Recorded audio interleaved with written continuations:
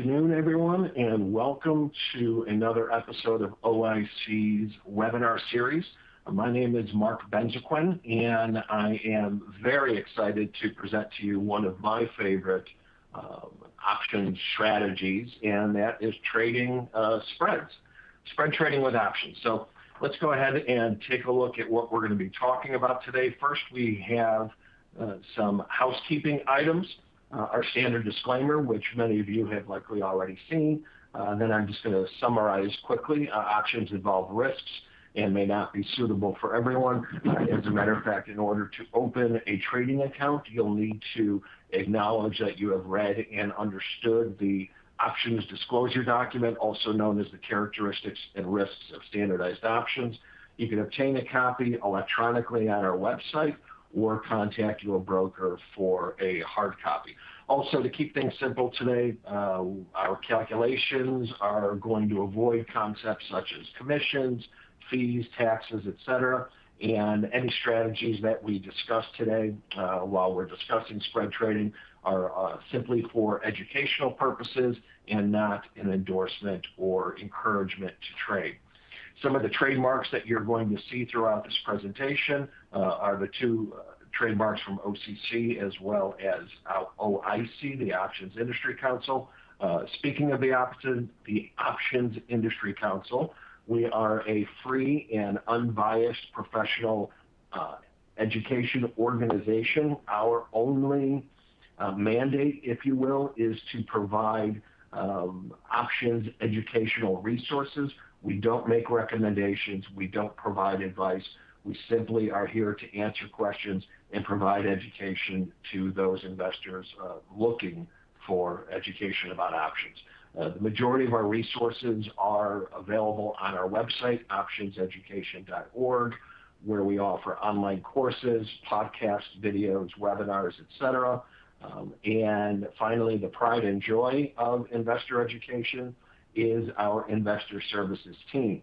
I'm fortunate to have two of my colleagues with me today. Ken Keating and Roma Caldwell are both on the line and are going to be answering your questions behind the scenes.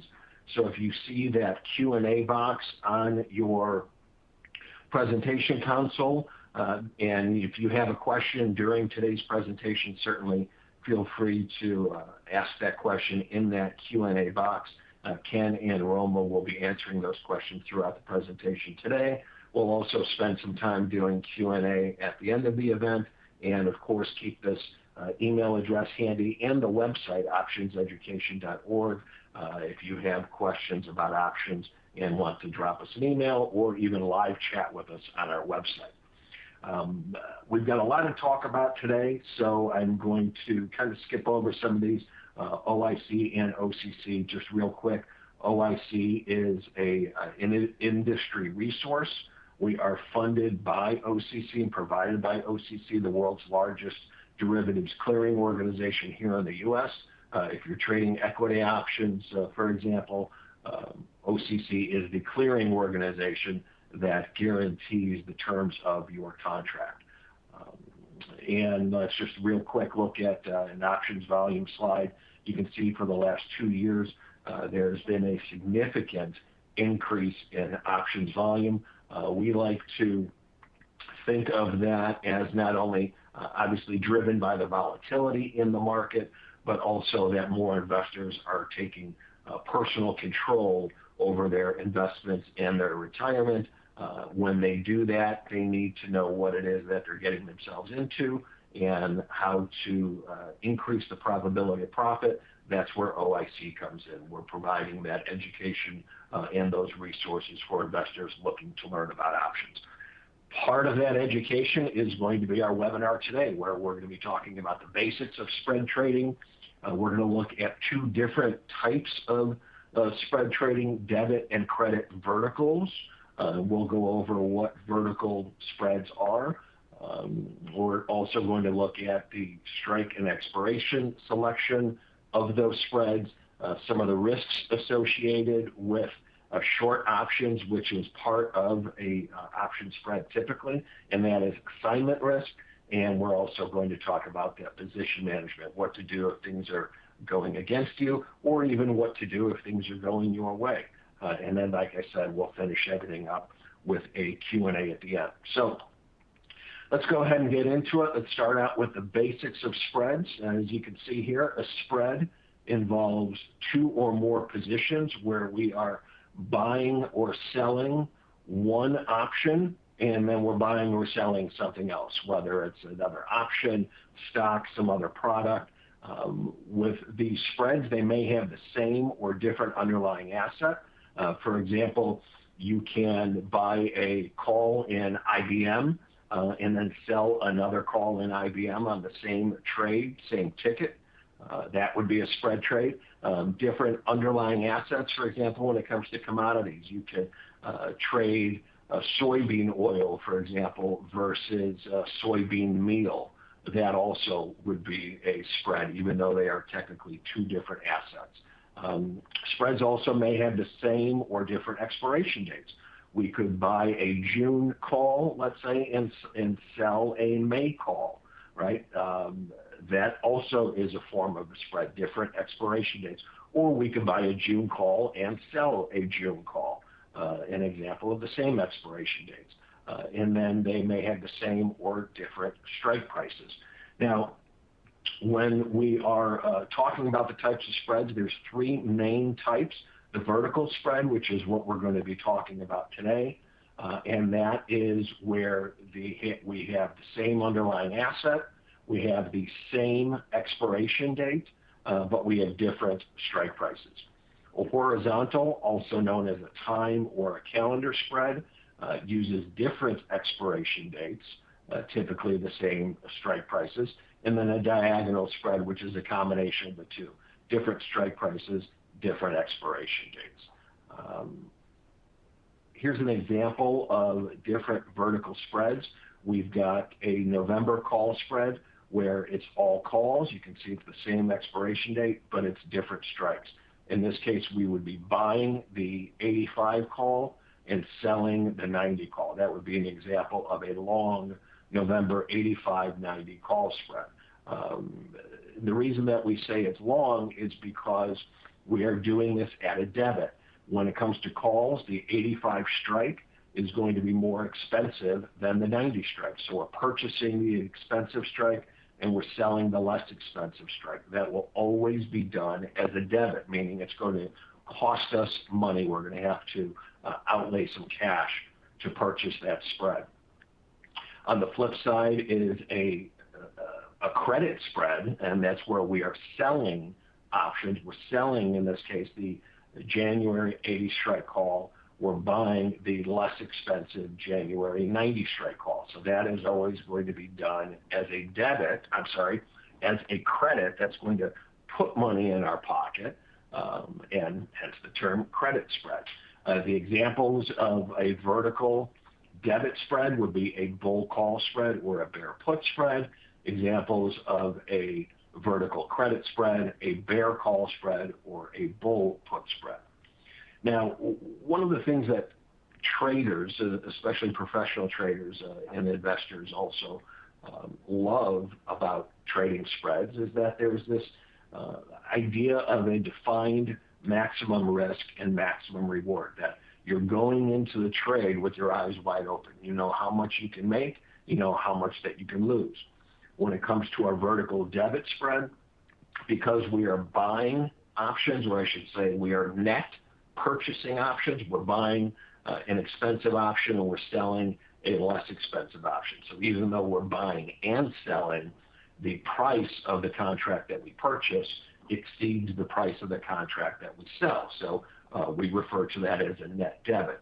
And any time that you have a net debit, whether it's with a bunch of different options or even just buying a call outright, we know that your maximum risk is going to be the premium that you paid for that option.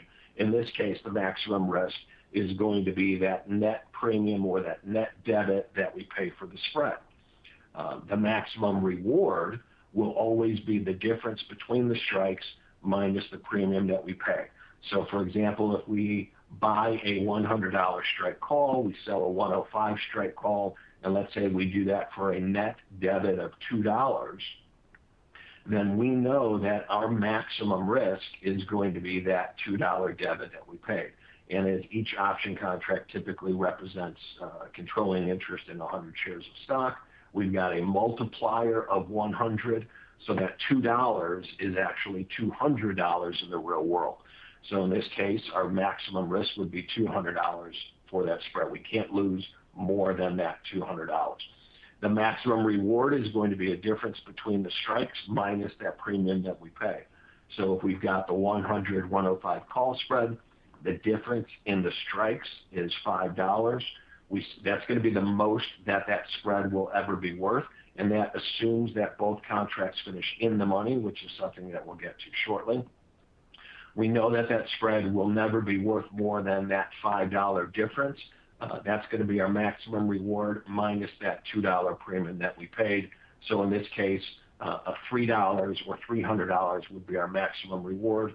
$200 would be our maximum risk. Now, it makes sense that if we're buying a spread and our maximum risk is going to be $2 or that $200 that we pay, that is also going to be the maximum reward that the seller is able to collect. So if I buy a spread and I pay $2 for it, the investor that sells me that spread, the $2 that I pay is going to be the maximum reward that they receive. And then conversely, their maximum risk is going to be the difference in the strikes minus the credit received, whereas when I bought the spread, my maximum reward was the difference in the strikes minus the premium paid. So a vertical debit spread, when we're buying a spread, our maximum risk is going to be what we put into it. Our maximum reward is going to be the difference between the strikes minus the premium paid. When we are selling a spread, our maximum reward is going to be that credit received, and our maximum risk is going to be the difference in strikes minus the credit that we collect. Now, it's important to note that this defined risk, defined reward only exists while we are in the position. What I mean by that is that while we are in the trade, while the trade exists, we know what that maximum reward and maximum risk will be. If anything changes, if we exercise our long contract, if we are assigned on our short contract, or if we exit one of the legs of that spread before it expires, that's going to change the risk-reward parameters, and in some cases can significantly change that maximum risk, especially the maximum risk. And again, that's something that we'll get into a little bit later. But it's important to note and maybe to even dispel this notion of defined risk and reward, because that concept is only defined while we are in the trade, okay? So like I said, we'll get into that a little bit later because it's a very important point that I hold near and dear to my heart. I want to make sure that all investors understand. So we'll cover this in detail a little bit later. So let's go ahead and move on to debit spreads, and we'll look at the two debit spreads specifically before moving on to the credit spread. So the bull call spread, that is going to be where we are buying the low and more expensive strike and selling the higher and less expensive strike. And as the title implies, we're bullish. We think the stock is going to go up. So we're looking for price appreciation throughout that trade. Now, as I had explained, we're buying the lower, more expensive strike, we're selling the cheaper strike. But the reason that we do that, we're looking for that stock appreciation, but rather than buying a call outright, and that's typically, that's the most basic strategy or the most basic trade a bullish investor can make, is buying a call option. And when they do so, they're going to pay a premium, whatever premium that strike price and that expiration commands. They're going to pay that premium. But by doing so, by paying that premium, it gives them the right, gives the investor the right to purchase stock at that strike price, regardless of how high that stock may go. So if we buy a $100 call, for example, we have the right to buy stock for $100 a share. And that's terrific as we're expecting price appreciation. But ask yourself this, how much of that price appreciation is realistic? Meaning that theoretically, the share price of a stock has no upper limits. It can go to infinity, theoretically. But, I've been in the business 25 years plus. I've yet to see a stock actually go to infinity in terms of a share price. So if you don't think the stock is going to go to infinity, and you think that maybe it's only going to increase by 10%, and in this case we had a $100 call, maybe we think the stock is only going to go up to 110. It likely will not go beyond that. So rather than buy a long call on the $100 strike, and just arbitrarily, let's say that call option costs $3. Rather than have that $3 be our investment risk, that affords us the opportunity to benefit from that stock going to infinity, which in all likelihood will not happen, we can sell another call against it to reduce our cost. And so that's what we do with a spread, with a bull call spread. We sell another call to the point at which we don't think the stock will eclipse. We have thought that the stock would maybe go up 10%, but not more. So we look to sell a $110 call, 110 strike call against our long position. It reduces our overall cost. Let's say that we collect 50 cents for that option. So we had paid $3 for the $100 call. We sell the $110 call at 50 cents. Now our overall risk went from $300 per contract down to $250 per contract. So we're reducing our risk. We're reducing our required upfront capital. But the trade-off is that it is minimizing, or it is limiting our upside profit potential.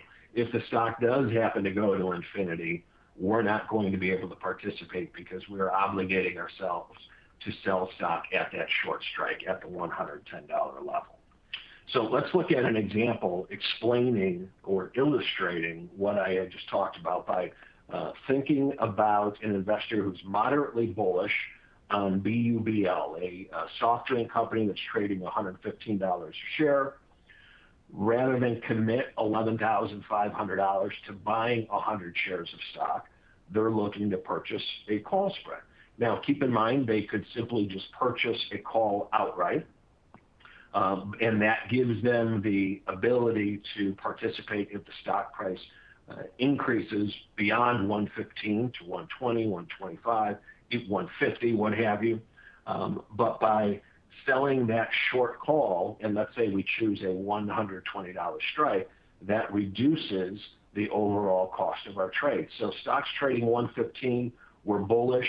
We think that 115 is a good price to, or I should say a good strike price that gives us the right to buy stock at that strike. So we choose the 115 strike to get in.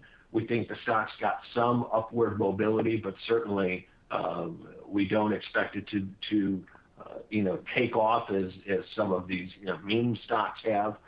For example, we're looking for some moderate price appreciation.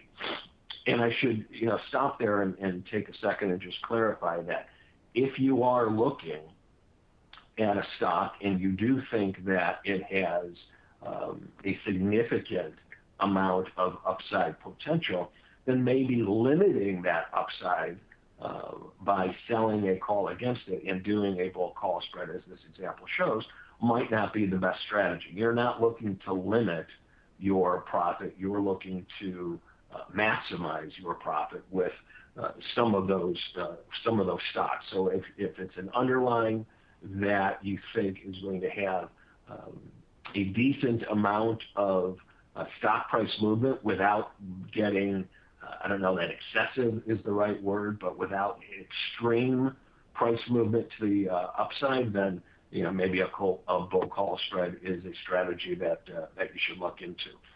So our setup, $115 a share. We end up buying the 115 call. We don't think the stock is going to eclipse the 120 mark, so we go ahead and sell that to reduce the cost of our overall investment, minimize our risk. And here is what our trade looks like. We buy a 45-day 115 call, costs us $2, rather than having $200 worth of risk and unlimited upside potential. We sell that 45-day 120 strike call at 70 cents. So it reduces our overall cost from $200 to $130, and the give up is now that our maximum profit is going to be the difference between these two strikes minus the premium that we pay versus unlimited maximum profit if we just bought that option outright. And here's another way to illustrate the concept. Our maximum gain, again, as I mentioned, the difference between the two strike prices minus the premium that we pay, the $100 multiplier gives us a maximum gain, a maximum profit of $370. So the difference between the strike prices is $5. We paid $1.30 or $130 for this trade, gives us $370 maximum gain. Now, what's our maximum risk going to be? Well, we mentioned that anytime we are buying options, or in this case, net buying options, we've got a net debit of $1.30 or $130. We know that's going to be our maximum risk. We can't lose more than we trade when we are buying options. Now, our break-even point, the point at which we begin to make money, right, which obviously is one of the main motivations or objectives when it comes to trading, we're going to begin making money if stock eclipses the 116.30 mark. And I'll show that to you why on this next slide. Here's our break-even of 116.30. So if stock closes on expiration above that amount, we're going to begin making money on the trade. If shares finish above our maximum profit range of the 120 strike, remember, that's where we sold that option. So if shares finish above 120, our long call, the 115 strike, is going to be exercised. We're going to buy stock for $115. We are then selling stock at 120. Let's say shares finish 125. We're buying stock for 115. We're obligated to sell those shares at 120.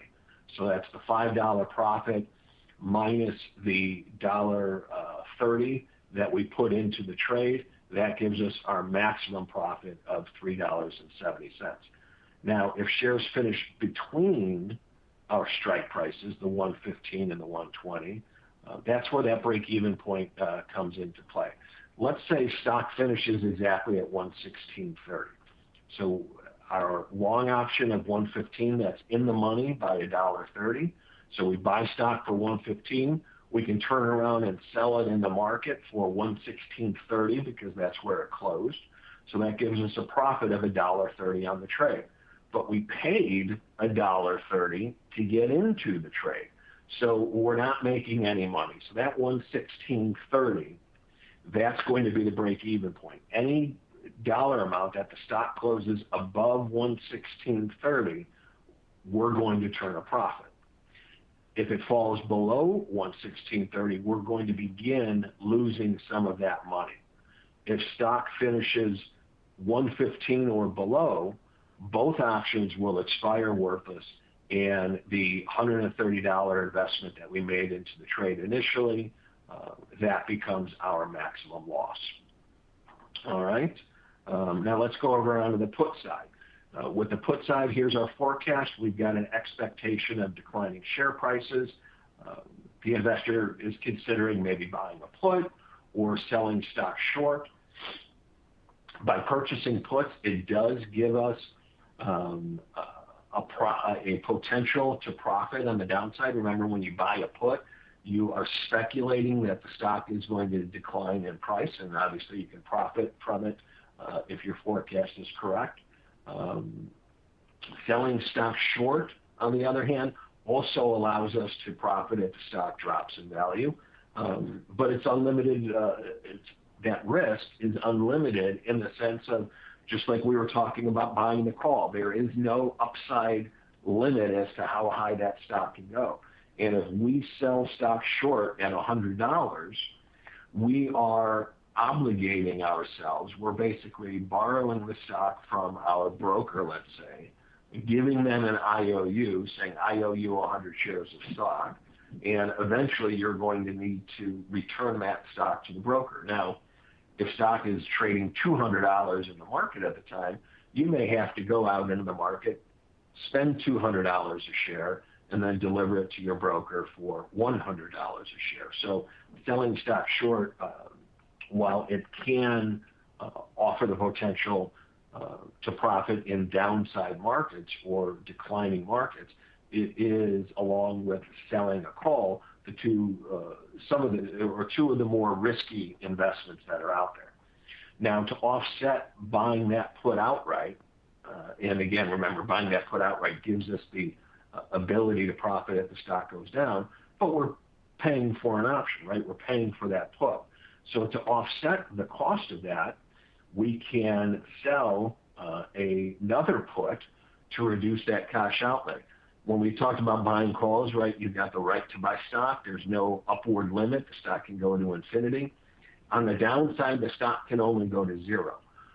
So buying a put by itself gives you the right to sell stock at that strike price, and you would achieve maximum reward if that stock went to zero. But what's the likelihood that the stock that you're investing in is going to go to zero? Maybe you think it's going to, decline by 10% rather than 100%. So if you don't think that the stock is going to go to zero, then maybe there's a point, a floor, if you will, that you don't think the stock is going to go below. And that floor is going to be the strike that you choose for that short option to minimize the overall cost.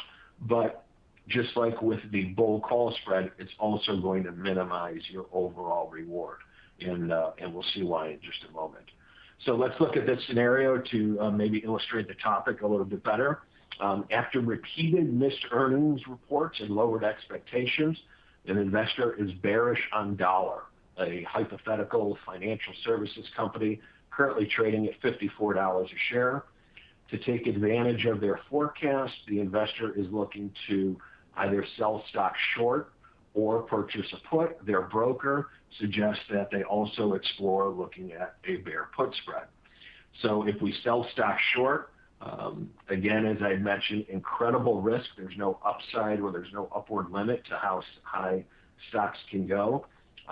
But you also won't profit if the stock doesn't go anywhere. If you sell stock short at, in this case, $54, and stock closes at $54 a month later, 6 months later, 2 years later, what have you, you're not going to make any money on that investment at all. On the other hand, if stock closes at $100, well, there's going to be a significant loss for you because you're going to have to buy stock for $100 and return it to your broker at $54. Or you can simply buy that put that we had talked about. You can buy a 54 strike put, gives you the right to sell stock at $54. You've got limited risk in the sense of you're buying an option, so the premium that you pay is going to be your maximum risk. But do you really need all of that runway, for lack of a better word, from $54 all the way down to zero? What are the chances that this company is going to shut the doors and go bankrupt, as opposed to simply experiencing a decline in share price? So rather than selling stock short, or rather than just buying that put outright, maybe you buy that put, sell a lower strike put, and you establish that bear put spread. And here's what we have. We've got 60-day, the 52.5 strike put. We decided by 5 of them, $1.65 a piece. That would be our maximum risk if we just bought those puts by themselves, 165 times 5. But because we don't think the stock is going to go to zero, maybe we think it's only going to go down to $50 or so. We're going to sell 5 of the $50 puts, 65 cents we collect for each of those for a net debit of $1 overall. We paid $1.65. We sold 65 cents. So we've got a $1 debit overall times 5 contracts gives us $500 debit. Now, our maximum gains, our maximum risk, reward, break-evens, etc., they all work the same way with the bull call spread. Our maximum gain is going to be the difference between the 2 strikes minus the premium that we pay times 5, because we've got 5 contracts in this example, gives us a maximum reward of $7.50. Now, that is going to occur when both strikes finish in the money, where we exercise our 52.5 put, we sell stock for 52.5, we buy stock back for $50, makes us $2.50 per share on 100 shares times 5, so that would be 500 shares, $250 each. That gives us our maximum reward. Our maximum risk is going to be the premium that we pay again. Again, we've got that net debit of $1 times 5 contracts, $500 maximum risk. This would occur when both options finish out of the money and expire worthless. That bull call spread, the same thing. Your maximum reward is going to be achieved when both options finish in the money and we buy stock at X amount of dollars. We sell that stock for a few dollars more minus the premium that we pay. So when both options finish in the money, the long contract gets exercised. We assume that the short contract is going to be assigned. That's our maximum gain, our maximum risk. Again, with both spreads, that happens when both options expire out of the money, all contracts expire worthless, and we lose the premium that we paid. Break-even point, 52.5 minus the $1 that we paid. Remember, that's going to be our long strike minus the $1 that we paid. If we were to exercise our long put for $52.5 and we sell stock at $52.5, we actually paid $1 overall for the right to do that. So our break-even point is going to be 51.5. And we'll look at how that looks at our P&L. If shares finish below 50, right, both options finish in the money and we achieve our maximum profit of $7.50. Basically, we're selling stock at 52.5. We're buying it back for 50, so we're making $2.50 a share minus the $1 that we put into it. That's our maximum profit, $1.50 per contract, 5 contracts, $750 overall. If shares finish between the 2 strikes, our long put will get exercised. We'll be short 500 shares of stock. Our short put expires worthless, and the P&L is going to be determined by that share buyback price. This is kind of what I mean by that maximum risk and reward is only defined as long as we're in the spread. Once this spread expires, and if this is the scenario here, let's say stock finishes for $51, our long put is going to get exercised. We're going to be short 500 shares of stock from 52.5.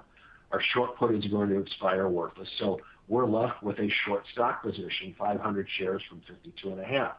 Now, if stock is declining, say it closes at 51, well, that's okay with us. We sold it at 52.5. We bought it back for 51. There's no problem there.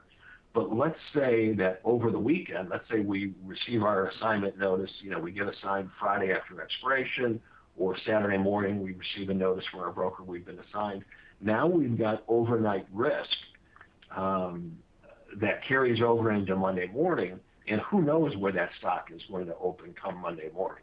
If stock closes Friday at $51, we're short 500 shares at 52.5. But come Monday morning, there's some news over the weekend, something happened, what have you, and now stock is trading $60, right? We've got a significant amount of risk now. We're short 500 shares from 52.5, and stock is now trading $7.50 above where we're short. So even though we had that defined risk within the trade, and I think our defined risk was $1, if I'm not mistaken. Let me just go back here. Our maximum risk was $1 per contract, or $500 overall. Now, because of where the stock finished on Friday versus where it opened up on Monday, our new risk profile is significantly different, right?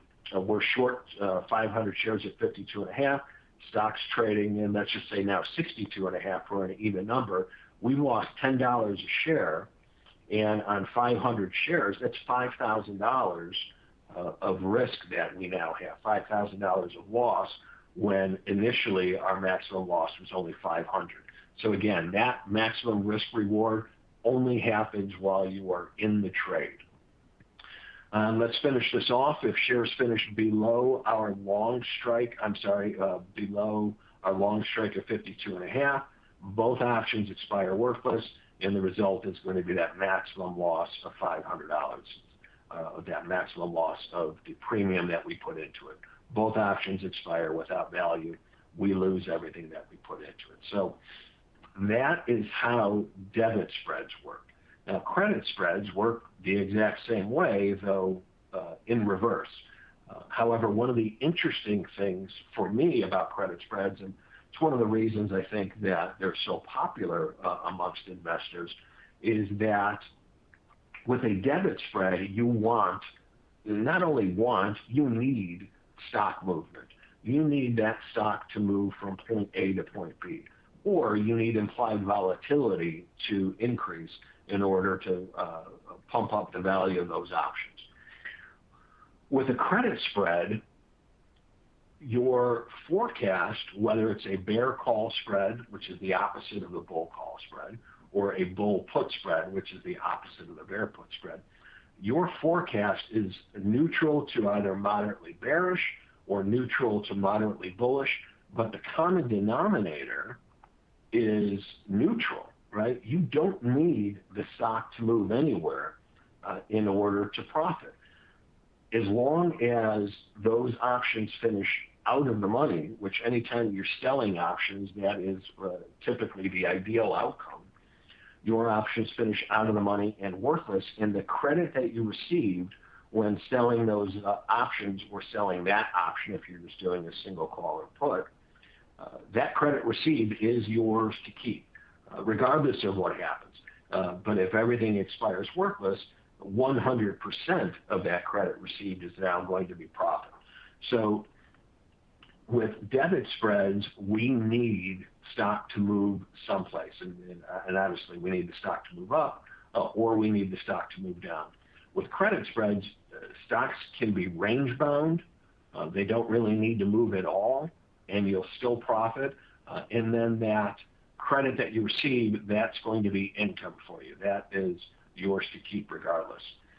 So let's look at a bear call spread, and I'm going to kind of go through these a little bit quicker than the debit spreads. As I mentioned, the mechanics are the same, just kind of the opposite. And I want to move through these a little bit more because there's more than I want to get to, and I do want to take some of your questions. So the bear call spread, we're looking for neutral to declining share prices. We're also looking for income. We can either sell naked calls or we can short stock. If we do either of them, we're going to have unlimited upside risk. Rather than that, we can simply offset that risk by purchasing a higher strike call for protection and limit that risk. So that strike call in a bear call spread, that's going to be the ceiling.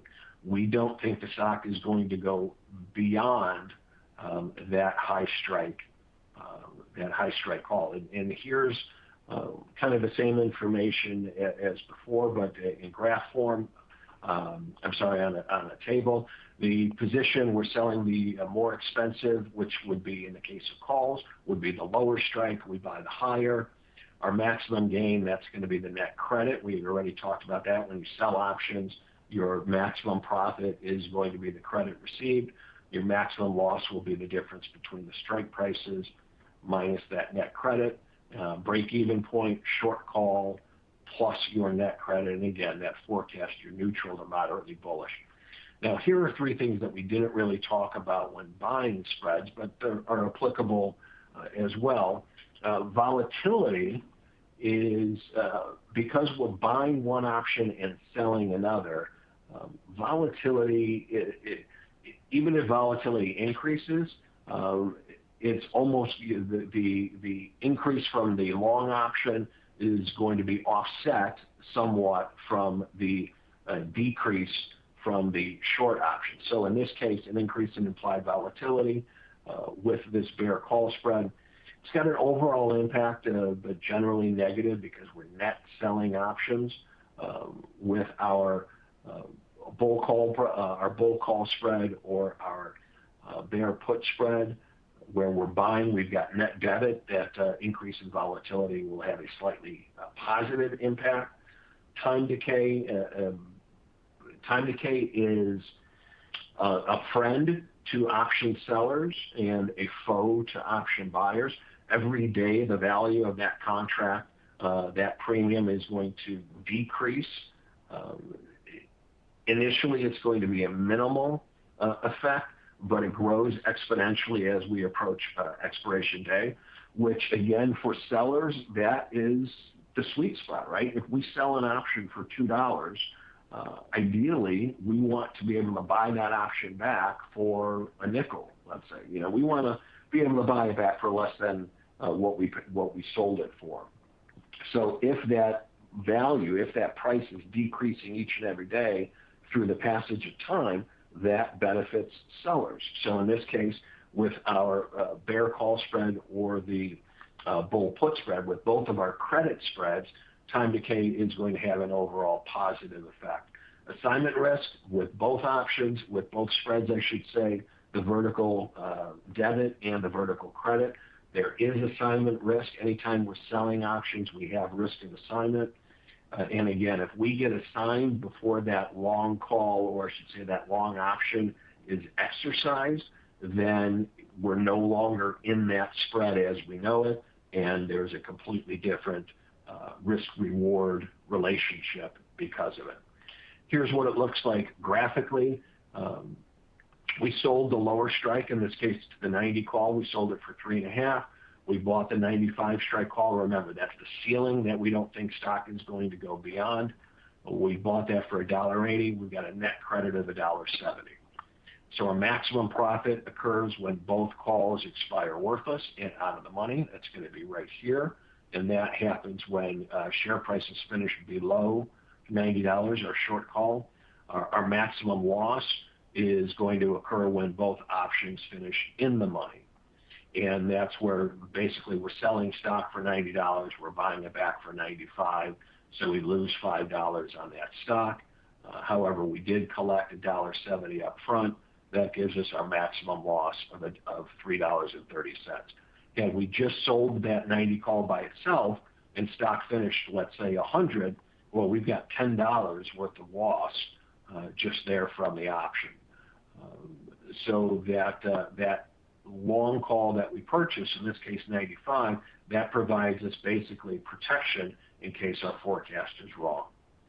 The bull put spread, we've got an expectation, again, that neutral forecast, and we could either sell naked puts, which don't really offer us any downside protection other than the premium, or we can buy shares of stock, remember, because we're neutral to moderately bullish. To offset the risk of decreasing share prices, we can purchase a lower strike put. Basically, what we're saying is we're going to put on a bull put spread. And here's, again, max gain, max loss. Those are all going to be the same. Break even, that's going to be the same. Our forecast here, we're neutral to moderately bullish. And then it's the same thing with the volatility, time decay, and assignment risk. Because we're selling options, net selling options, an increase in volatility will have slightly negative impact. Time decay will work in our favor. And again, we're selling options, so yes, we certainly do have assignment risk. Graphically, here's what we've got. Our maximum profit occurs when both options expire out of the money. right, which would be stock above our strike price, our short strike price of $85.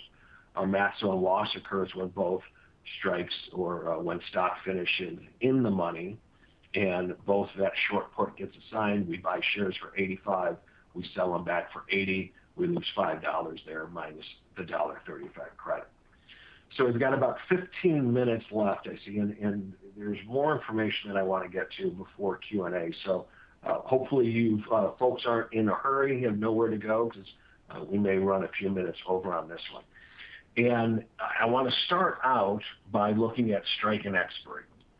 And the reason being is because when we talk to beginner investors, it's typically one of the more frequent questions that we get is, how do we choose strike and how do we choose an expiration?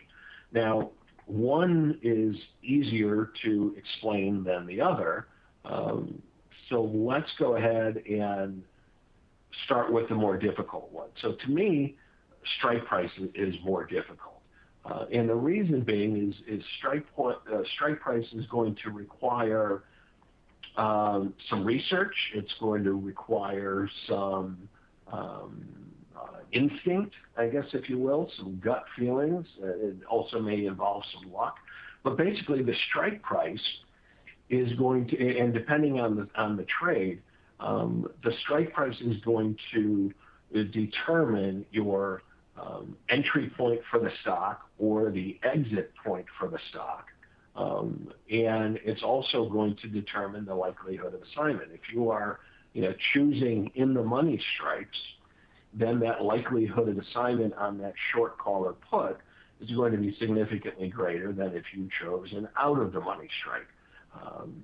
Out of the money strikes will be less expensive than in the money strike. So if you're buying an in the money strike and selling an out of the money, it's going to require more upfront capital than if you bought an out of the money and sold an out of the money, for example.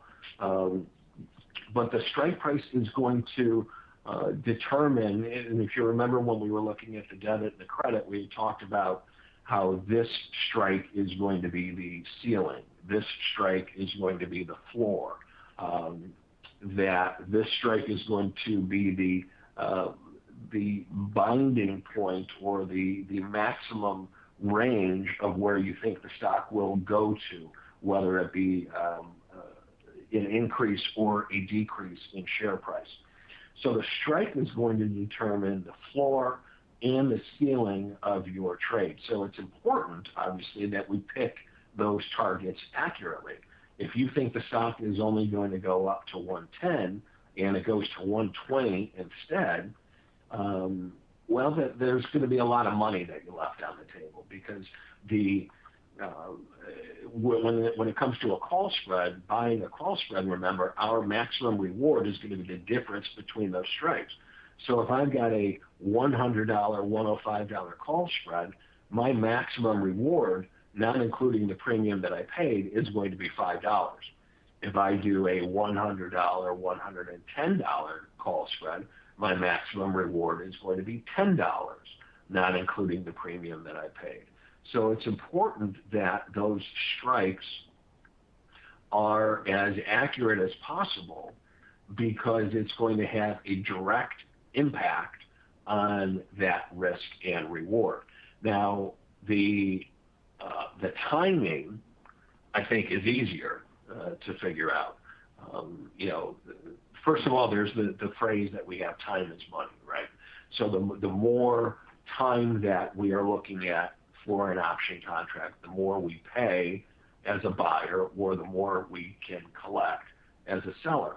And the reason being is the more time there is, the more opportunities there are, for example, for something to go wrong with the stock. So as a seller, there's more chances that I'm going to get, run over by this trade, if you will, than if I was selling an option that was expiring next week. If I'm selling an option expiring 6 months from now, it's very difficult for me to predict where that stock price will be. So as a seller, I've got significantly more risk selling further dated out options, and therefore I'm going to demand a higher premium in my pocket to make up for that risk. So the expiration is important because it's going to determine the timing of that trade. If you think the stock is going to be making a big move one way or the other in the next, say, 3 months, then it doesn't make much sense for you to trade a weekly spread, a spread expiring, let's just say 4 weeks out. If you think it's going to be 10 or 12 weeks before something's going to happen, putting on a trade for 4 weeks out really isn't going to do much for us. So we want to make sure that we are, in the case of buying a spread, we want to make sure that we're buying enough time for our forecast to come true. So for debit spreads, as I mentioned, that floor and the ceiling for debit spreads, that short strike is going to be our boundary. It's going to be the ceiling for calls and the floor for puts. For credit spreads, that long strike, that's going to be our protection. That's going to be our what if we're wrong insurance policy, right? If we only think stock's going to go to 110 and it goes to 120, well, that's going to be a problem for us. So we want to make sure that we purchase a strike. When it comes to the credit spread, we want to make sure that we purchase a strike that affords us that protection that we're looking for. Short-term versus long-term expiry, we mentioned that time decay. So time decay is going to work in favor of option sellers. Typically accelerates 30 to 45 days left to expiry. Remember, I mentioned that initially when you do a trade, certainly if you're going far out in time, that decay of the option value is going to be fairly minimal, and then it exponentially increases as we approach expiration. That exponential increase typically happens within 30 to 45 days until expiration. Again, time is money. The further out we go, the more it's going to cost us, and the reason being is because there is more time for things to go wrong and higher risk for sellers, and conversely, higher opportunity for buyers, right? You've got more time for things to go in your favor, and so you're going to have to pay for that. Now let's talk about assignment risk. So this was something that I really wanted to get into. When it comes to early assignment, anytime that we sell options, whether it's part of a spread or outright, we have the risk of assignment. In the case of a call, we are going to be obligated to sell stock. In the case of a put, we are going to be obligated to buy stock at that strike. Typically, assignment only occurs on expiration, and as most options expire on Fridays now, not all. Most options expire on Fridays, so that expiration risk typically occurs on that Friday expiration.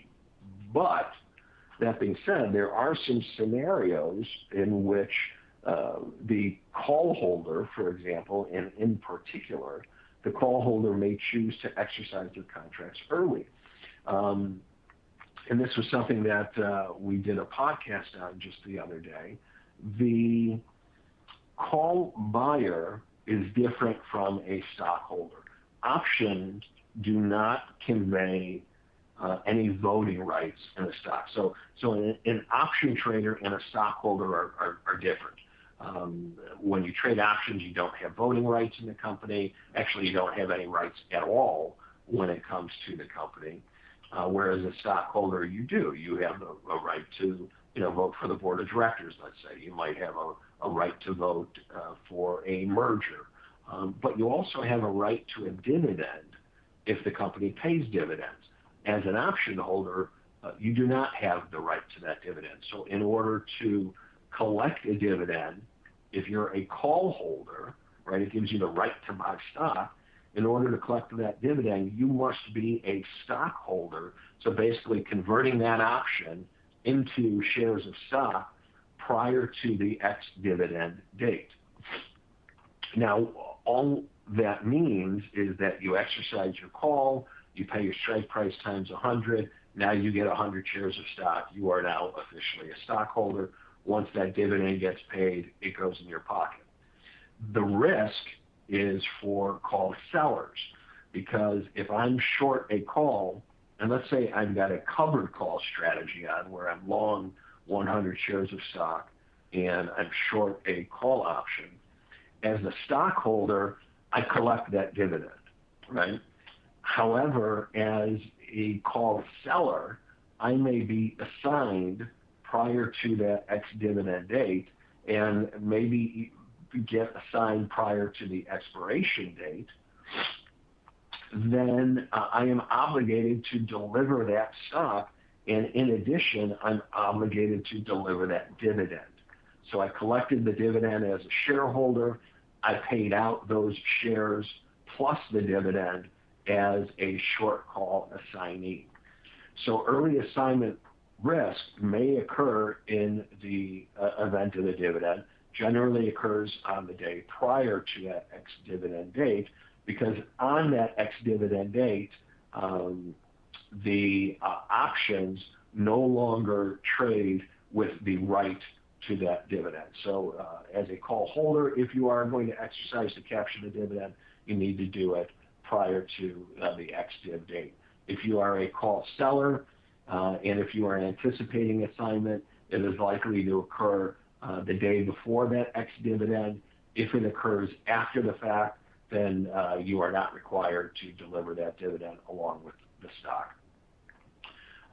Assignment risk when it comes to puts, it may occur during periods of high interest rates, or if there's not a lot of time value left in the money, left in the option. Puts gives you the right to sell stock. So when you sell stock, you are collecting cash, right? You're collecting your strike price. So if interest rates are high and you sell let's say you get assigned on or let's say you're long a $100 strike put, you exercise that put, you're delivering stock, but you're also collecting $10,000 in cash.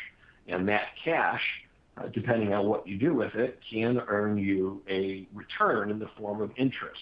The higher the interest rates, the higher the return, and therefore the higher the likelihood of getting assigned on those puts.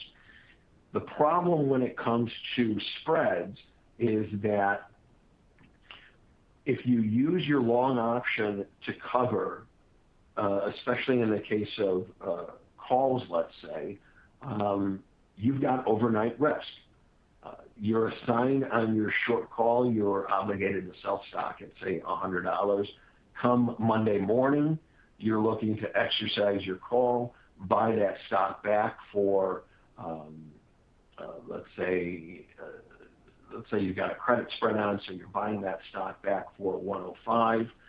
You've got overnight risk. If there are significant changes in the market over the weekend, which is something that we discussed earlier, that overnight risk may turn out to be significant.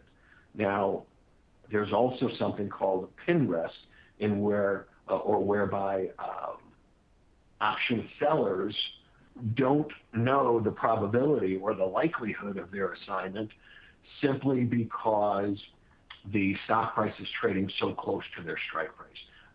Hypothetically, we're short a $50 call. Stock is trading in the few minutes up until market close, $49.95 to $50.10, let's say. So if stock closes $49.95, our $50 call is going to expire out of the money, and it's going to expire worthless. If stock closes $50.10, our $50 call is now in the money by a dime, and we will likely be assigned. Now, when it comes to a spread, again, because we don't know whether or not we're going to be assigned until after market closes, what most traders do, or I should say many traders do, and this goes for any short option, whether you're in a spread or if you simply have a naked call or put, what many investors will do is simply buy back that option to close. Now, in the case of a spread, they may not necessarily buy back the spread to close, but they may simply just buy that short option to close to avoid any potential assignment risk and therefore any overnight or weekend risk that would go along with it. Even if the contract is out of the money, we have no idea what's going to happen after the market closes. That's typically when companies release their earnings announcements, make their earnings announcements, for example. And as we've seen with a lot of these stocks lately, these earnings announcements can result in some pretty significant changes, whether it be up or down, significant changes in the stock price. And that's simply a risk that a lot of investors, and certainly professional traders, aren't willing to take. So therefore, even though the contract may be out of the money and there's very little probability of assignment, they may simply buy that short call or put back to close for a nickel or even a dime, what have you, or even less, simply to take that risk off the table and not have to worry about it. Now, the last thing that we're going to talk about, and we are out of time now, so we're playing with the house's money, so to speak, so I certainly hope some of you have stuck with me through this. The last thing that we're going to talk about is managing the position. And when it comes to managing the position, there's typically a few different ways to do it. We can, and really they all involve rolling the position. Now, for those of you that don't know, rolling is simply closing out of your existing position and entering into a new one. Now, entering into a new one, whether it be at higher strikes or lower strikes or additional time, right, a different expiration period, those are all forms of rolling. So with a bear call spread, if we've got market increases or implied volatility increases, and now we've got increasing prices, remember, a bear call spread, we're selling, that's a net sale. So we're looking for prices to come down.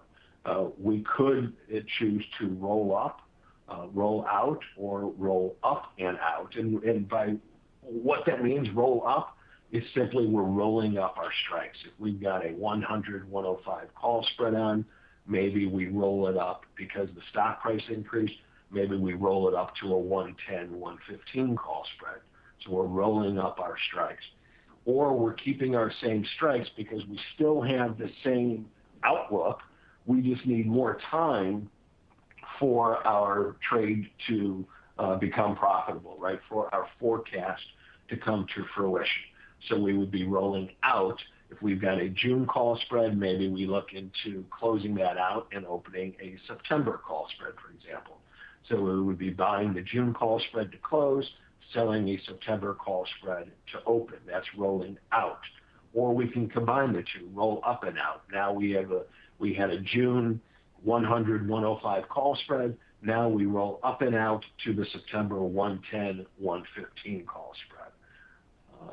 With a put spread, the bear put spread, the bull put spread, market's decreasing, implied volatility is increasing, and again, all of that is leading to increasing prices. We've got a put spread, so we actually want the market to go up and not down. We want those prices to decrease and not increase. So we would roll down our strikes. We would roll out, again, for more time, or down and out. So either of those scenarios, rolling up, rolling down, or rolling out, can be combined to manage the position. And I certainly would encourage all listeners, if this is a scenario where you are looking to manage a spread position, I would encourage everybody to get in touch with us either via email or chat. We'd be happy to discuss the specifics of your position with you. Again, while we can't give advice or provide recommendations, we certainly can be a sounding board for you to bounce your ideas off of us, and we can point out the risks and rewards that go along with that. And to finish things up, Options Industry Council, again, this is just some information about who we are and what we do. Our contact information, as I mentioned, you can live chat with us on our website, optionseducation.org. You can send us an email, investorservices at options@theocc.com is our email address. We also have plenty of our archived webinars and previous presentations on our OIC YouTube channel. In terms of social media, like us on Facebook and follow us on Twitter for more information.